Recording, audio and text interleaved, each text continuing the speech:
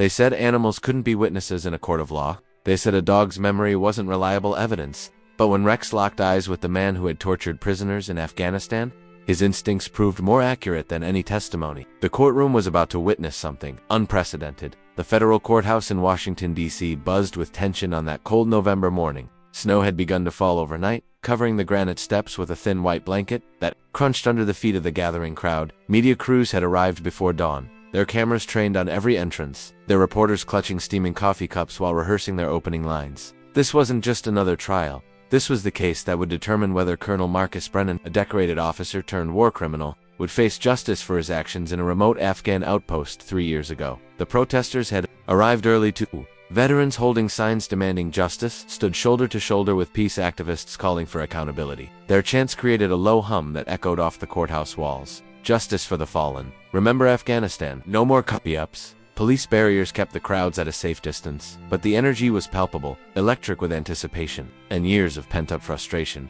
Inside courtroom 4B, the atmosphere was suffocating. The mahogany-paneled room, with its high ceilings and stern portraits of past judges, felt more like a cathedral than a place of legal proceedings.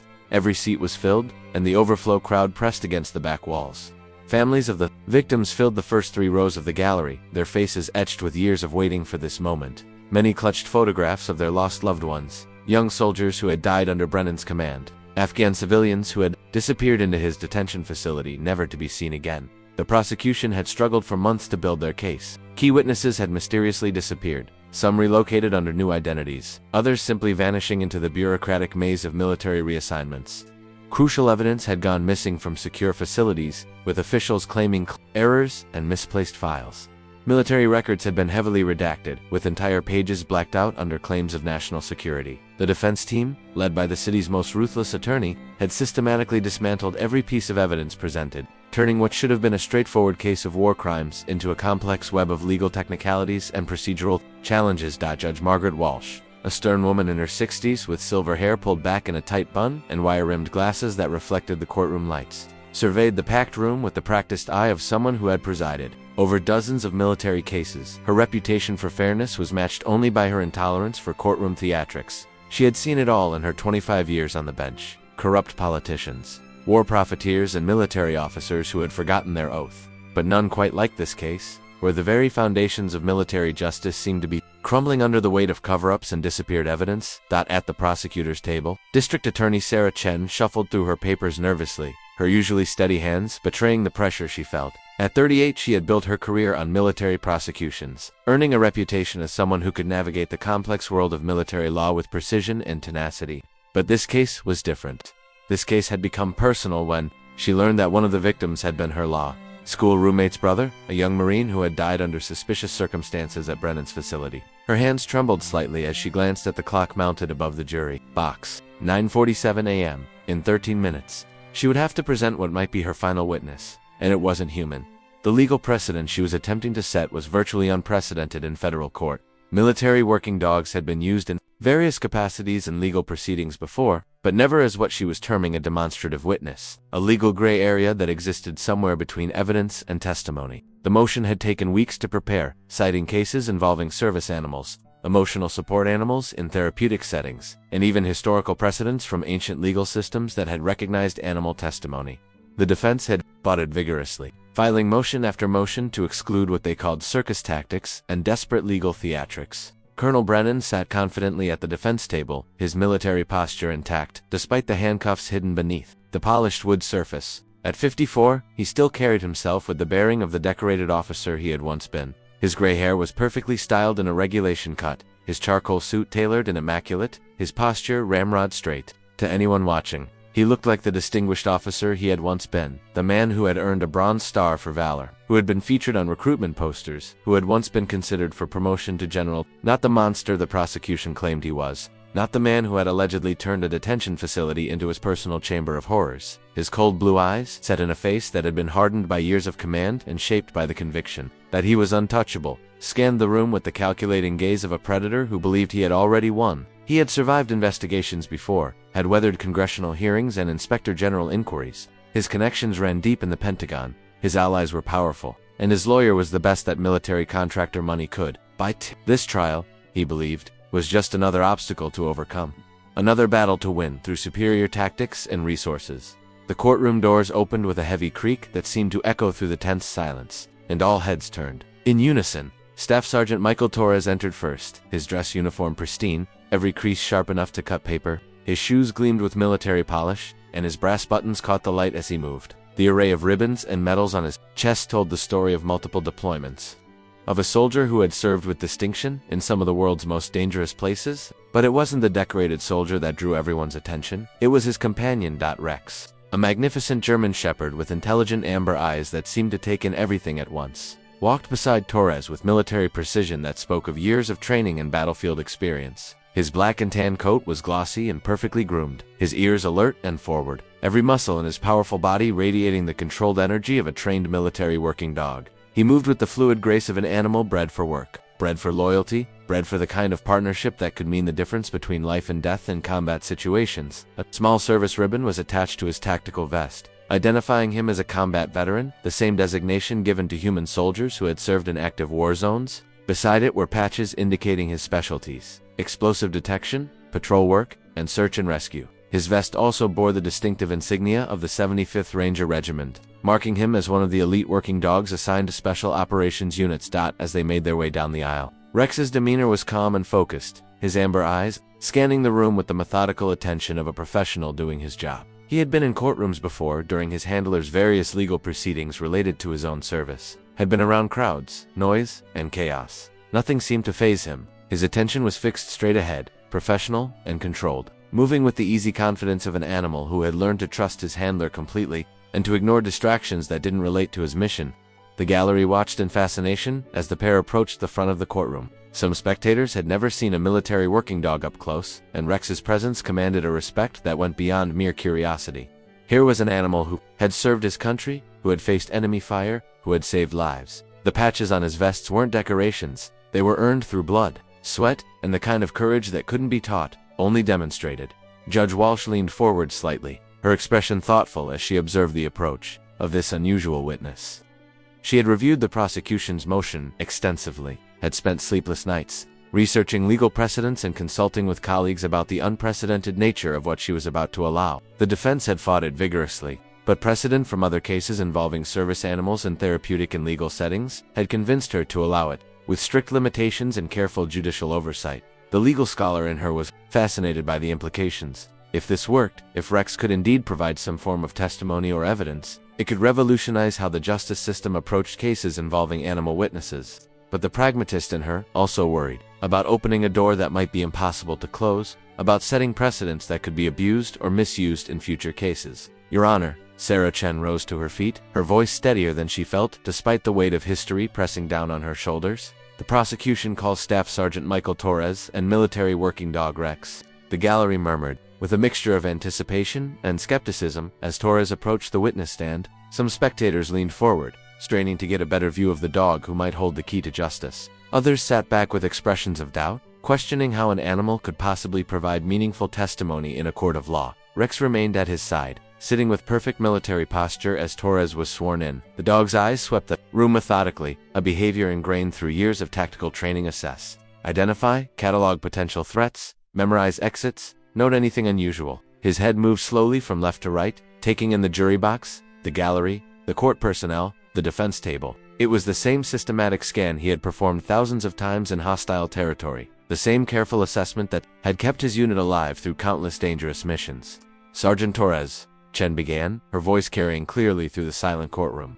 Please tell the court about your relationship with Rex. Torres's voice was clear and professional, with the measured cadence of a soldier accustomed to briefings and formal presentations. Your Honor, Rex has been my partner for 4 years. We went through training together at Lackland Air Force Base, where he earned certifications in explosive detection, patrol work, and tactical operations. We deployed together to Afghanistan in 2021, assigned to Forward Operating Base Crimson in Kandahar Province. He paused, his hand moving unconsciously to rest on Rex's head in a gesture of comfort and connection that spoke of years of partnership. Rex is trained in explosive detection, patrol work, search and rescue, and combat situations involving detainee operations. The last phrase came out more quietly, carrying the weight of memories that both soldier and dog would carry forever. And, during your deployment, did you and Rex ever encounter Colonel Brennan? Torres's jaw tightened slightly, almost imperceptibly. But Rex sensed the change in his handler's emotional state immediately. The dog's ears twitched, and he shifted position slightly, pressing closer to Torres's leg in a gesture of support that spoke of their deep bond. "Yes, ma'am." The colonel was the commanding officer of a detention facility approximately 12 miles from our base. It was designated as a high-value interrogation site, handling prisoners captured in special operations throughout the region. We were called in multiple times to assist with situations involving prisoners. The phrase hung in the air like a dark cloud. Everyone in the courtroom understood that situations involving prisoners was military euphemism for something far more sinister. "How many times would you estimate you and Rex were called to Colonel Brennan's facility?" "Approximately 15 times over a 6-month period, ma'am. Always for the same type of call, prisoner disturbances that required additional security and search capabilities." The defense attorney, a sharp-dressed man named Richard Hawthorne with silver hair and the kind of expensive suit that screamed high-powered legal representation, was already on his feet. His face was flushed with indignation, though whether it was genuine or calculated was unclear. "Objection, Your Honor. This is highly irregular and prejudicial. A dog cannot provide testimony, cannot be cross-examined, cannot swear to tell the truth, and cannot be held accountable for perjury. This entire proceeding is a mockery of our legal system." Judge Walsh nodded slowly, her expression thoughtful as she considered the objection. The legal ground here was treacherous, uncharted territory that could set precedents affecting courts across the country. Sustained in part, the jury will disregard any implications of the dog providing direct testimony in the traditional sense. "Counselor Chen, you may proceed with your demonstration, but remember our agreed-upon limitations. Rex cannot be considered a witness in the legal sense, but his behavior may be observed as demonstrative evidence." Sarah Chen nodded, her heart pounding as she approached the moment that would make or break her case. This was the gamble everything hinged on, the Hail Mary pass that might be their only chance at justice. "Sergeant Torres, without leading or commanding Rex in any way, would you please have him observe the courtroom and its occupants?" Torres gave a subtle hand signal, one so slight that most observers missed it. A barely perceptible gesture that was part of the silent communication system he and Rex had developed over years of working together. It wasn't a command, exactly, but rather a release that told Rex he was free to assess his environment according to his training. The courtroom held its collective breath as Rex rose smoothly from his sitting position and began what appeared to be a casual survey of the room. His amber eyes moved methodically from face to face, his body language relaxed and non-threatening, his tail was in a neutral position, his ears forward but not aggressive, his movements fluid and controlled. He started with the jury box, his gaze moving across each juror's face with the thoroughness of an animal trained to identify specific individuals in crowds. Several jurors shifted uncomfortably under his scrutiny, not from fear but from the intensity of being evaluated by such an obviously intelligent animal. His assessment of them was thorough but brief, no recognition, no threat indicators, nothing that triggered his training protocols. Next, he turned his attention to the gallery, his head moving slowly as he scanned the packed rows of spectators. Family members of victims watched with bated breath, hoping for some sign, some indication that Rex might remember their lost loved ones. But again, his behavior remained calm and professional. These were civilians, non-combatants, people who posed no threat and triggered no memories of his combat deployments. His gaze moved to the court personnel, the bailiffs, the court reporter, the clerk. Again, nothing. His body language remained relaxed, his movements casual. These were authority figures, yes, but not the kind of authority that had been burned into his memory through trauma and repeated exposure to danger. The tension in the room was palpable as Rex's systematic scan continued. Every person in the courtroom was watching, waiting, some hoping for vindication, others praying for nothing to happen. The silence was so complete that the sound of someone shifting in their seats seemed unnaturally loud. Then his eyes reached the defense table. The change was instantaneous and dramatic, as if a switch had been thrown somewhere deep in Rex's brain. His entire body went rigid, every muscle tensing simultaneously in a transformation that was both sudden and unmistakable. The relaxed posture vanished, replaced by the coiled alertness of a predator recognizing prey, or more accurately, of a protector recognizing a threat. His hackles rose along his spine, the furs standing on end in a display of agitation that was clearly visible, even from the back of the courtroom. A low growl rumbled from deep in his chest, so quiet at first that only those closest could hear it, but carrying an undertone of recognition and warning that sent chills down the spines of everyone present. His lips pulled back slightly, revealing white teeth that gleamed under the courtroom's fluorescent lights, and his tail dropped low, a posture that any military handler would recognize. Immediately, as the alert stance of a working dog identifying a high-priority threat, the growl grew louder, more insistent, filling the silent courtroom with a sound that seemed to vibrate through the wooden floors and mahogany panels. It wasn't the random aggression of an untrained animal. This was specific, targeted, purposeful. This was the sound Rex made when he had located an explosive device, when he had identified an enemy combatant, when every instinct in his body was screaming that danger was present and immediate. Colonel Brennan, who had been sitting confidently just moments before, visibly stiffened in his chair. The color drained from his face as if someone had opened a valve, and his carefully maintained military composure cracked like ice under pressure. His hands, which had been casually folded on the table, began to tremble slightly, and for the first time since the trial began, his mask of confident authority slipped completely. Rex took a step forward, his growl growing louder, more insistent, echoing off the walls of the courtroom like an accusation that couldn't be silenced. He wasn't being aggressive, his training was too good for that, his discipline too ingrained, but every instinct in his body was screaming alert. This was the stance he took when identifying an explosive device hidden in a marketplace, when sensing imminent danger during a patrol, when recognizing a threat that his human partners might have missed. His amber eyes were locked on Brennan, with laser-like intensity, unblinking, unwavering, filled with a recognition that transcended the normal boundaries between human and animal communication. This wasn't just a dog seeing a stranger, this was a witness identifying a perpetrator, a victim recognizing his tormentor, a soldier remembering an enemy. The transformation in Rex was so complete, so dramatic, that it sent a ripple of shock through the entire courtroom. Jurors sat forward in their seats, their faces showing mixtures of amazement and horror as they witnessed something that none of them had expected to see. The gallery buzzed with whispered conversations as people tried to process what they were observing. Michael Torres commanded softly, his voice carrying the authority of years of partnership, but the dog barely acknowledged the command. Rex's entire being was focused on the man sitting at the defense table, his body trembling with controlled tension, his growl a continuous rumble of recognition and warning. Torres tried again, more firmly. Rex, easy boy, easy. But the dog's reaction was beyond the normal bounds of obedience training. This was deeper than commands, stronger than discipline, more fundamental than the bond between handler and animal. This was memory, pure and undeniable, surfacing from the depths of trauma and refusing to be suppressed. The courtroom erupted in whispers and murmurs as the implications of what they were witnessing began to sink in. Jurors leaned forward in their seats, their expressions ranging from amazement to skepticism to growing conviction. The gallery buzzed with confused voices as spectators tried to understand what they were seeing. Even the court personnel, trained to maintain professional composure in any situation, showed visible signs of surprise and uncertainty. Judge Walsh sat forward in her chair, her usually impassive expression showing clear surprise and concern. In her 25 years on the bench, she had seen dramatic moments, emotional outbursts, and unexpected revelations, but nothing quite like this. The legal implications of what was happening were staggering, potentially precedent-setting in ways that could affect the justice system for generations. Rex's growling grew more pronounced, echoing off the wooden walls of the courtroom with a resonance that seemed to fill every corner of the space.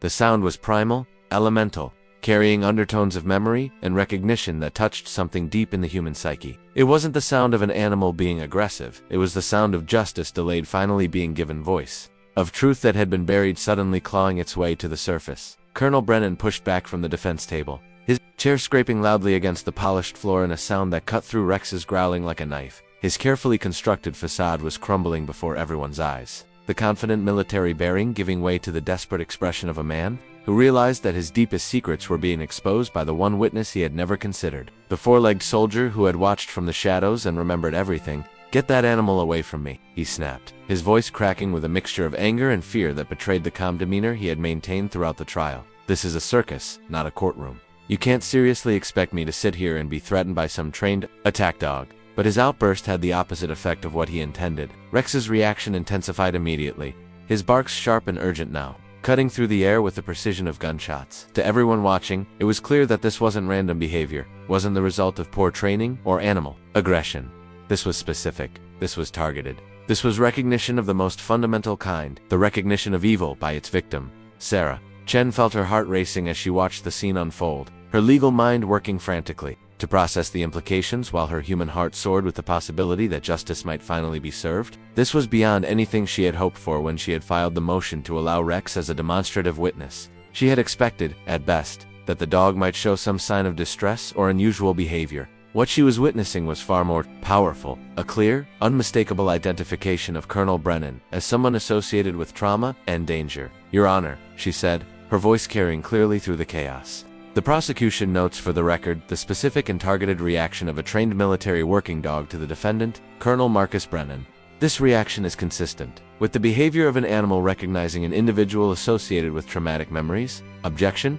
Hawthorne was shouting now, trying to be heard over Rex's continued barking, his face red with indignation and what might have been growing desperation. This is prejudicial. This proves nothing. A dog's reaction cannot be considered evidence. This is a mockery of our legal system, an attempt to convict my client based on animal behavior that could be explained by any number of factors. Judge Walsh banged her gavel repeatedly, the sharp cracks echoing through the courtroom as she tried to restore order. Order in this courtroom, she called, her voice cutting through the chaos with the authority of decades on the bench. But Rex wasn't finished. The German Shepherd pulled against Torres's restraining hand, not with the intention to attack. His training was too good for that, but with an urgent need to get closer, to make his identification complete and unmistakable. His barking had taken on a different quality now. Not aggressive, but desperate, urgent, as if he was trying to communicate something that words couldn't express, trying to bridge the gap between human and animal understanding to convey the truth of what he had witnessed. Torres, reading his partner's body language, with the expertise that came from years of life-and-death partnerships in combat zones, made a decision that would change everything. Instead of pulling Rex back, instead of forcing him to heel and sit, he loosened the leash slightly,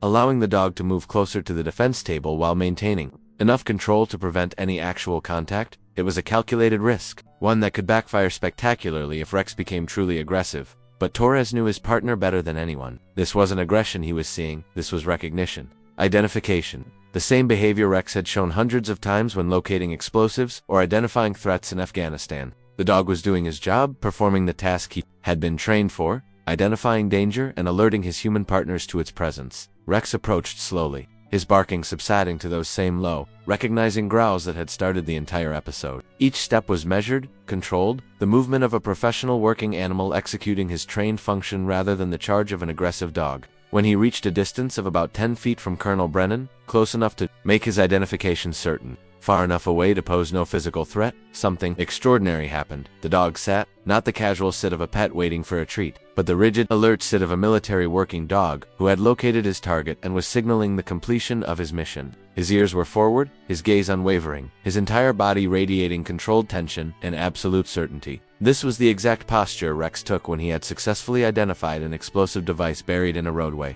when he had located a cache of weapons hidden in a building, when he had detected the presence of enemy combatants in seemingly empty terrain. His amber eyes remained locked on Colonel Brennan, with the unwavering focus of a professional completing his assigned task. There was no aggression now, no growling, no agitation, just the calm certainty of a job well done, a target identified, a mission accomplished. The message was clear to anyone who understood military working dog behavior. Threat identified, location confirmed, alert complete. Colonel Brennan was visibly sweating now, beads of perspiration forming on his forehead despite the courtroom's cool temperature. His hands gripped the edge of the defense table so tightly that his knuckles had turned white, and his breathing had become shallow and rapid. The confident military bearing that had carried him through months of legal proceedings was completely gone, replaced by the desperate expression of a man watching his carefully constructed world collapse around him. "This is insane," he muttered, his voice barely audible but carrying clearly in the sudden silence that had fallen over the courtroom. "You can't possibly think that a dog's reaction means anything. This is completely fabricated. A setup, a desperate attempt to manufacture evidence where none exists." But his words lacked the conviction they had carried earlier, the authority that had marked his previous statements. Now they sounded like the desperate protests of a guilty man watching his secrets being exposed by the one witness he had never thought to silence. Sarah Chen was already moving, her legal instincts kicking in as she recognized the moment that could make or break her case.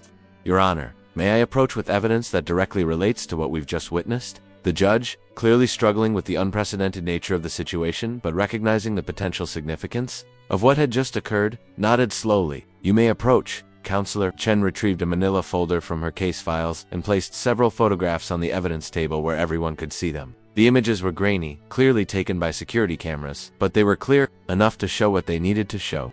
"Your Honor, these photographs were taken by security cameras at the detention facility in Kandahar province where Colonel Brennan was stationed," she announced, her voice carrying the weight of impending revelation. The timestamps show they were taken during the specific time period covered by the charges against Colonel Brennan, specifically during incidents that formed the basis of the war crimes accusations. She pointed to the first photograph, which showed a concrete corridor with several doors visible along one side. "This image shows the main detention block of the facility." She moved to the second photograph, which showed a man in military fatigues, standing in what appeared to be an interrogation room. This image shows Colonel Brennan during one of the documented interrogation sessions. Then she placed the third photograph on the table, and a collective gasp went up from the gallery. The image showed the same interrogation room, but from a different angle. In it, a man in military fatigues, clearly identifiable as Colonel Brennan, stood over a bound prisoner, but what made the photograph extraordinary was what was visible in the background. Partially hidden in the shadows near the door, a German shepherd, watching the scene with alert attention. This photograph, Chen said, her voice rising with conviction, shows a military working dog observing the interrogation proceedings at Colonel Brennan's facility. Based on the date stamp, the location, and the deployment records we've entered into evidence, that dog was Rex. She paused, letting the significance of the revelation sink in throughout the courtroom. Rex didn't just randomly react to Colonel Brennan today. He recognized him. He remembered him. He was there, witnessing the actions that formed the basis of these charges, serving as an unintentional observer to war crimes that his handlers never knew he had seen. The courtroom exploded in shocked exclamations and rapid conversations as the implications of the photographs became clear. Jurors sat forward in their seats, studying the images with new understanding. The media section buzzed with activity as reporters frantically took notes and whispered into their phones. Even the court personnel showed visible signs of amazement. At this unexpected turn of events, Rex, still sitting in his alert position, let out a single, sharp bark. The sound he made when a search was complete and the target had been positively identified. It was a sound Torres had heard hundreds of times in Afghanistan, always followed by the discovery of exactly what Rex had been trained to find. The dog's job was done. His identification was complete. Colonel Brennan shot to his feet, his chair flying backward and hitting the floor with a crash that echoed through the stunned courtroom. His face was red with anger and desperation, his carefully maintained composure completely shattered. This is completely fabricated. You cannot seriously believe that a dog remembers something from 3 years ago. This is a setup, a conspiracy, a desperate attempt to convict an innocent man based on animal behavior and circumstantial photographs. His outburst was met by Rex standing immediately, his growl returning as he reacted to the raised voice and aggressive posture of the man he had identified. The dog's response was immediate and unmistakable.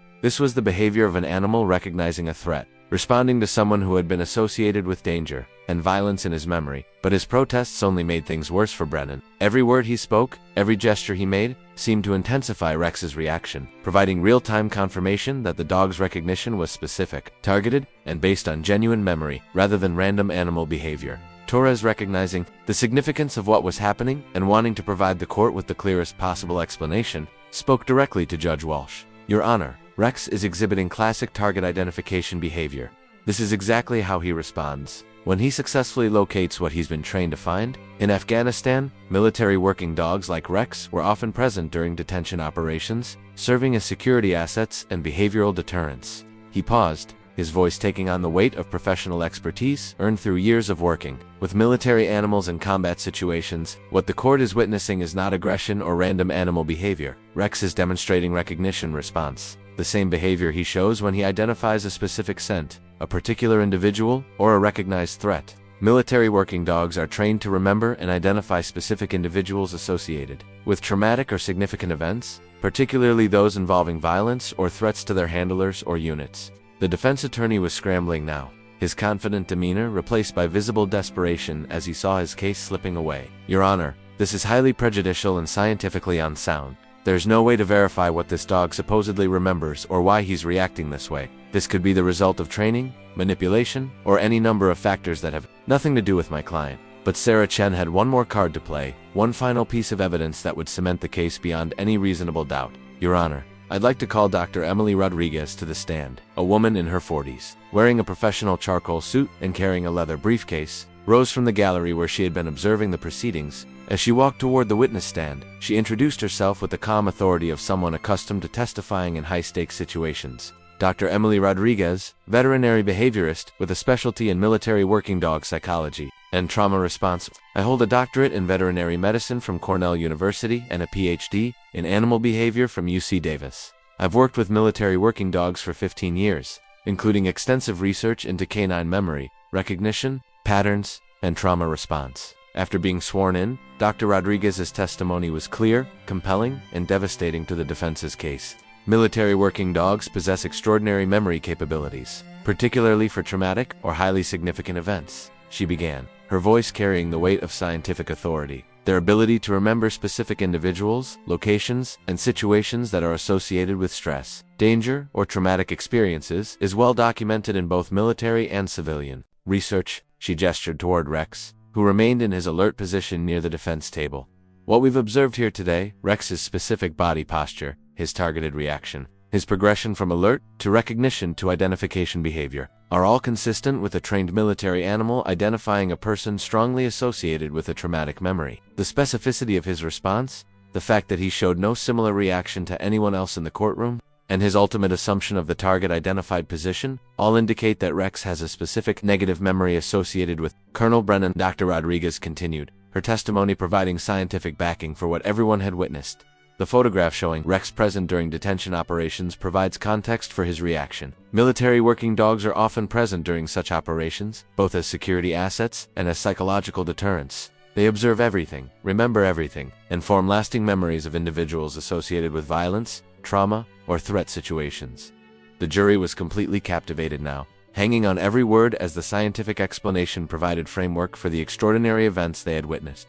Several members were taking detailed notes, while others watched Rex with newfound understanding of what his behavior represented. In my professional opinion, Dr. Rodriguez concluded, Rex's behavior today represents genuine recognition of Colonel Brennan as an individual associated with traumatic memories from his deployment. In Afghanistan, this is not random animal behavior, not the result of training or manipulation, but the response of a military working dog identifying someone connected to experiences that left lasting psychological imprints. The prosecution rested their case, with Rex still sitting in his alert position, his eyes never leaving Colonel Brennan. Even as Torres gently guided him back toward the gallery, the dog kept looking over his shoulder, his instincts still warning him that the threat had been identified but not neutralized. During the recess that followed, the courtroom buzzed with conversation as people tried to process what they had witnessed. Legal scholars in attendance recognized that they were witnessing a potential watershed moment in American jurisprudence, while family members of victims felt for the first time that justice might actually be within reach. The prosecution team huddled in a conference room adjacent to the courtroom, their excitement barely contained, but tempered by the knowledge that they still needed to tie everything together in their closing argument. This is unprecedented, Sarah Chen told her team, her voice shaking with the magnitude of what had occurred. But we need to be careful how we present this to the jury. Rex's reaction is powerful, but we need to connect it clearly to the actual charges and evidence. When court reconvened, the atmosphere had shifted dramatically. The media section was packed beyond capacity, with reporters standing against the walls and spilling out into the hallway. Word of the extraordinary events had spread throughout the legal community and beyond, drawing observers from around the country. The jury looked alert and engaged in a way they hadn't been throughout the previous weeks of testimony. Sarah Chen rose for her closing argument, and her voice carried a conviction that had been missing from the earlier proceedings. The events of the morning had transformed not just the case, but her own understanding of what justice could look like. Ladies and gentlemen of the jury, she began, her voice resonating through the packed courtroom. 3 days ago, our case was built on documents, testimony, and circumstantial evidence. Important evidence, credible testimony, but the kind of case that relies on your ability to piece together fragments of proof and draw reasonable conclusions. She gestured toward Rex, who sat calmly beside Torres in the gallery, his professional demeanor restored but his alert eyes still occasionally flicking toward the defense table. Today, you witnessed something that no one in this courtroom expected, the recognition of a war criminal by one of his victims. Not a human victim who might have reasons to lie, whose memory might be questioned, whose motives might be suspect. A four-legged witness whose only agenda was the truth, burned into his memory by trauma and repetition. She walked slowly in front of the jury box, making eye contact with each juror as she spoke. Rex cannot take the stand and swear an oath. He cannot tell you in words what he witnessed in that detention facility in Afghanistan. He cannot describe the screams he heard, the violence he observed, the suffering he was forced to watch. But his reaction today spoke louder than any human testimony could. The prosecutor paused, letting her words resonate through the silent courtroom. Military working dogs are not pets. Ladies and gentlemen, they are not emotional animals, prone to random reactions. They are highly trained professionals whose lives, and the lives of their human partners, depend on their ability to accurately identify threats, remember dangers, and respond appropriately to specific stimuli. Rex's reaction wasn't random. It was specific, targeted, and unmistakable.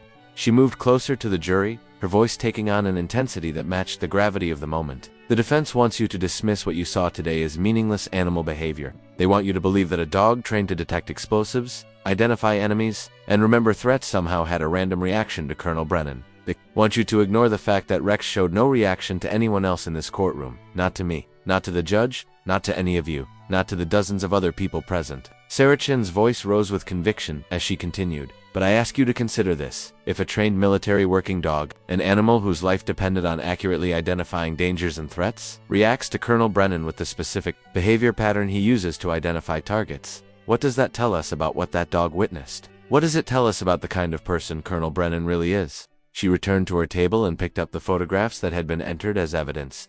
These images show Rex was there. He was present during the events that form the basis of our charges against Colonel Brennan. He witnessed the torture, the abuse, the violations of human dignity that we've described in this courtroom. And today, 3 years later, he remembered, he identified the man responsible, he completed his mission. The closing argument continued for another 20 minutes. With Chen methodically connecting Rex's behavior to the broader pattern of evidence against Brennan, she wove together the documentary evidence, the witness testimony, the photographs, and Rex's recognition into a tapestry of proof that seemed unassailable. Colonel Brennan thought he had silenced all the witnesses, she concluded. He thought that by intimidating human victims, by destroying documents, by using his influence to make evidence disappear, he could escape justice. But he never counted on the one witness he couldn't silence, couldn't intimidate, couldn't make disappear. He never counted on the loyalty and memory of a German shepherd who never forgot what he saw. The defense's closing argument was a desperate attempt to discredit what everyone had witnessed. Hawthorne argued that animal behavior was unreliable, that Rex's reaction could have been caused by any number of factors, that convicting a decorated officer based on a dog's behavior would set a dangerous precedent. But his arguments felt hollow. Against the power of what the jury had seen, Rex's reaction had been too specific, too targeted, too consistent with his training to be dismissed as coincidence or manipulation. The jury deliberated for less than 4 hours. Remarkable speed. For a case of this complexity and significance, when they returned, the tension in the courtroom was palpable. Families of victims held hands and whispered prayers. Members of the media prepared for what they knew would be a historic verdict. The foreman, a middle-aged man who had served in the military himself, stood with the verdict in hand. His voice was steady and clear as he addressed the court. In the matter of the United States versus Colonel Marcus Brennan, on the charge of war crimes in violation of the Geneva Convention, we the jury find the defendant guilty. The courtroom erupted in a mixture of cheers from the victims' families and shocked gasps from Brennan's supporters, but the foreman wasn't finished. On the charge of torture and cruel treatment of prisoners, we find the defendant guilty. On the charge of conduct unbecoming an officer, we find the defendant guilty. On all charges and specifications, we find the defendant guilty as charged. Colonel Brennan slumped in his chair, as if the weight of justice had physically struck him down. The confident military bearing that had sustained him through months of legal proceedings finally collapsed completely, leaving him looking like what he truly was, a broken man who had betrayed everything he had once sworn to protect. Judge Walsh called for order as the celebrations and protests threatened to overwhelm the courtroom. When silence was finally restored, she delivered her sentence with the gravity that the moment demanded. "Colonel Marcus Brennan," she said, her voice carrying the weight of military tradition and legal authority. "You have been found guilty of the most serious crimes a soldier can commit, the abuse of prisoners under your care and protection. You violated your oath as an officer, betrayed the trust placed in you by your country, and brought dishonor upon the uniform you wore." She paused, looking directly at the man who had once been considered for promotion to general, taking into account the severity of your crimes, the systematic nature of your abuse, and the betrayal of your sacred duty as an officer.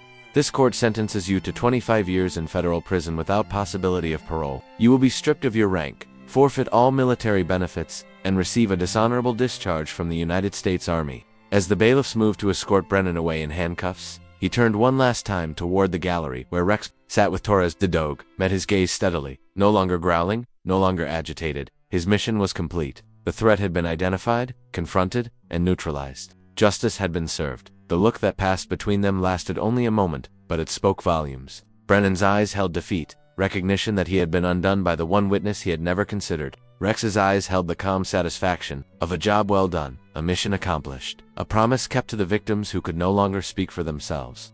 Outside the courthouse, the November snow had intensified, creating a white blanket that seemed to muffle the sounds of the celebrating crowd. Staff Sergeant Torres knelt beside Rex in a quiet corner of the courthouse steps, away from the media frenzy and the cheering supporters. "You did good, boy," he murmured, scratching behind the dog's ears with the gentle affection that spoke of their deep bond. "You did real good. Those people, they finally got their justice, and it's because of you." Rex's tail wagged once, a simple gesture that somehow seemed to carry the weight of vindication, of closure, of promises kept to the fallen. The legal precedents set that day would be debated in law schools for decades to come. Scholars would write papers about the Rex decision, analyzing its implications for the use of animal witnesses in criminal proceedings. Legal textbooks would include the case as a landmark example of how justice could emerge from the most unexpected sources. But for the families of the victims, for the prosecutors who had fought so hard against seemingly impossible odds, and for one German shepherd who had never forgotten what he had witnessed in a remote detention facility in Afghanistan, the outcome was simple and clear.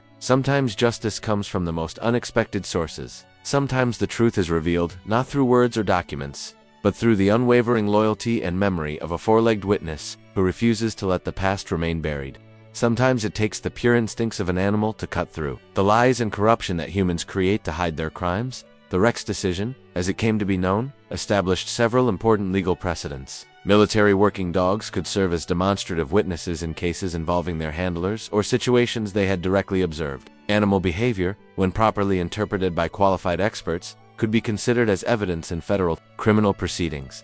The memories and reactions of trained animals could provide corroboration for human testimony in cases involving trauma and violence. More importantly, the case served as a reminder that justice has many faces and many voices. Sometimes those voices bark instead of speak, wag instead of gesture, and remember with a clarity that human witnesses corrupted by time and self-interest cannot match. As Torres and Rex walked away from the courthouse that day, they carried with them not just the satisfaction of justice served, but the knowledge that their partnership had evolved beyond the battlefield. They had become something more powerful than soldiers. They had become guardians of truth itself, protectors of the innocent, and living proof that some bonds transcend the barriers between species. Rex had done more than testify that day. He had proven that loyalty, memory, and the pursuit of justice are not uniquely human traits. He had shown that sometimes the most reliable witness is the one who cannot be bought, cannot be intimidated, and cannot be made to forget what they have seen.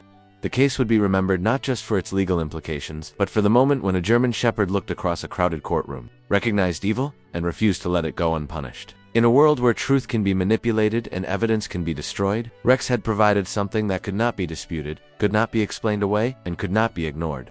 In the end, they were wrong about animals and testimony. Rex had spoken clearly that day, not with words, but with something far more powerful. He had spoken with the absolute certainty of memory, the unwavering clarity of instinct, and the unshakable bond between a soldier and his mission to protect the innocent and punish the guilty. Justice had been served, and for once, it had come, with 4 legs, a tail, and a heart that refused to forget.